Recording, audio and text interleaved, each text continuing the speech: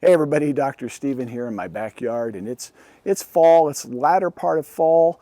You know, the leaves are no longer brilliant colors. They're falling down on the ground. I'm going to have to rake a bunch of them, I'm sure, in the near future.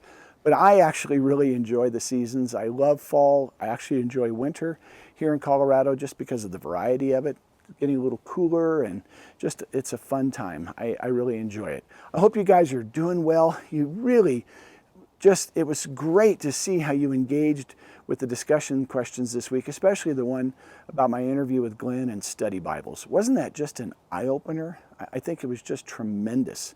So last Sunday night, which is probably last night if you're watching this on Monday morning, your first reflection paper was due. And some of you didn't get it in. It's not too late. I'll accept it anytime this week. Please get it in, even if it's late, even if I have to take 5 points, or if you get it in next week, I take 10 points or something. It's better to get a 80 or an 85 than a 0. So please, I'm asking you to get it in, because I want every one of you to succeed.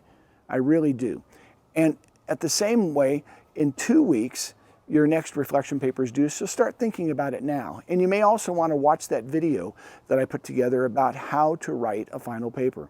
So this week, there's nothing due, but I want you to watch 2 videos. The third interview with Glenn, where we talk about a reader's edition of the Bible, and one that I did in my kitchen a couple of years ago. It's a little corny, but I think you'll really enjoy it. And it talks about, from the Understanding Scripture text by Grudem, how we look at the manuscripts and the original manuscripts of the Bible, and we talk about translations and some of those issues. I think it'll really help you. So we're going to go now into my kitchen a couple years ago, thanks to technology, and let's have a great week. And I'm in my kitchen today. Thought I would prepare a little something for you in just a minute to talk about this week's reading and understanding scriptures, which has to do with the reliability of both the Old and New Testament manuscripts. So you'll be reading from that book, the Understanding Scripture book, and it is, part 4, chapters 11 and 12, reliability of the Old and New Testament. A little bit tough again, but I just want an overview. I want you guys to have a basic idea of it. The other one, of course, Glenn Powell's wonderful book, Saving the Bible from Ourselves. I'm just having you read every other chapter, though many of you are reading straight through, and I really highly recommend that. So the 2 readings, and in just a moment I'm going to come back and I want to talk a little bit about the whole idea of the ancient biblical manuscripts.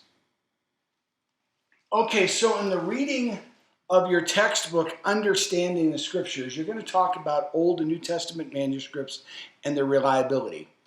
I want to do a little bit of a show and tell. All you can see is my hands and my island in the kitchen here.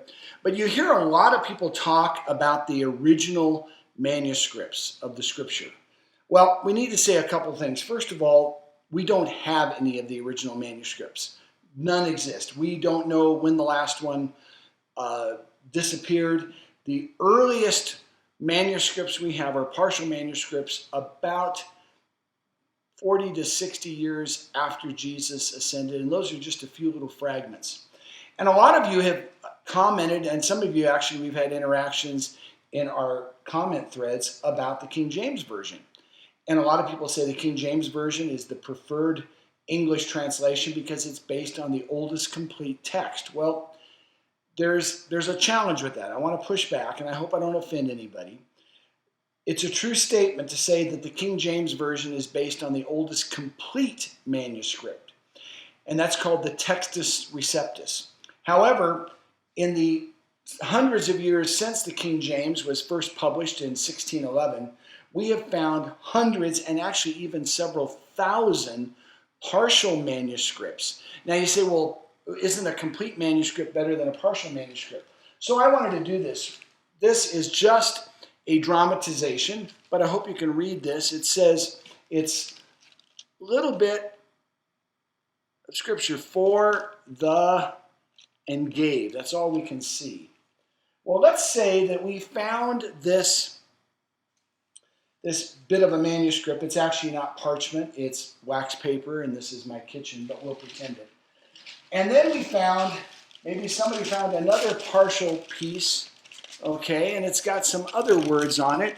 So loved world that he, his only son, and so we kind of put that down somewhere so maybe we can read it. And then we find a really good manuscript, but it's still not complete. There's some burns, there's some scrapes, and we can read that it seems to be saying a scripture. For God so loved the world, and we start kind of lining up these together, and then we find even another piece that's got part of it cut off, because all these manuscripts are so old, they have things cut off. And we're able to lay that over. And I don't know if you can see this clearly, but when you lay them all over on top of each other, we can clearly see it says, for God so loved the world that he gave his only son. And of course, that is the passage that we know of as John 3:16. And that's what these partial manuscripts have essentially done. There are hundreds and hundreds, even thousands of partial manuscripts of portions of the scripture. And when they essentially overlay them on top of each other, they were able to come up with complete manuscripts. And so the manuscripts that the more modern translations are based on, the New American Standard, the ESV, the NIV, the New Living Translation, the Revised Standard Version, the New Revised Standard Version, some of those others, they are all based on groups of manuscripts that are not, quote, complete. They're not full, but they date back much earlier than the Textus Receptus that the King James was based on. And so while the King James is a wonderful translation, it was the first, not really the first English translation, the Tyndale was the first, but it was one of the early translations into English. It was very good, but we have some very, very good translations now. Now, I have a couple of books here. Let me adjust this just a little bit. I have an Hebrew Old Testament, and if you look at it, it's got Hebrew on one side and English on the other. I have my Greek text. This is the one I used all through seminary, and it doesn't have any English in it. It is just Greek. And I had to study this in seminary. I had to study Greek. Actually, I'll be completely truthful with you. I studied Greek for a year.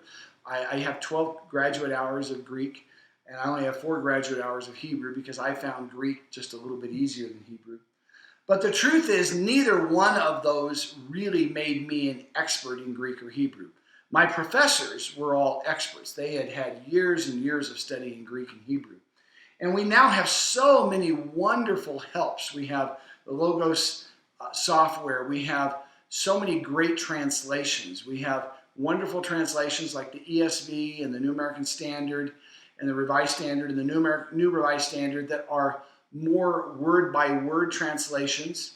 And then we have wonderful thought-by-thought translations like the New International Version, the New Living Translation, the Common English Bible, and others that are just great translations as well.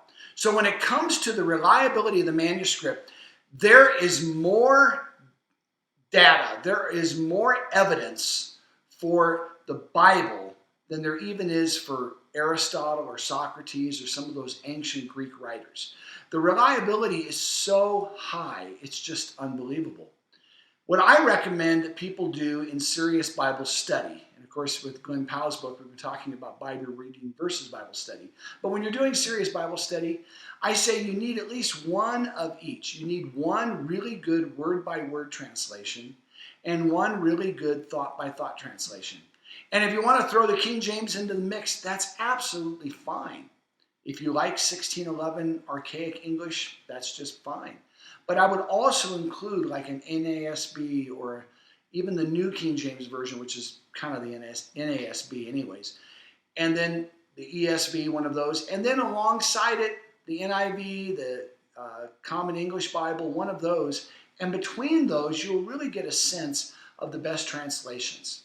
So that's just a little thought regarding this whole idea of the reliability of the manuscripts.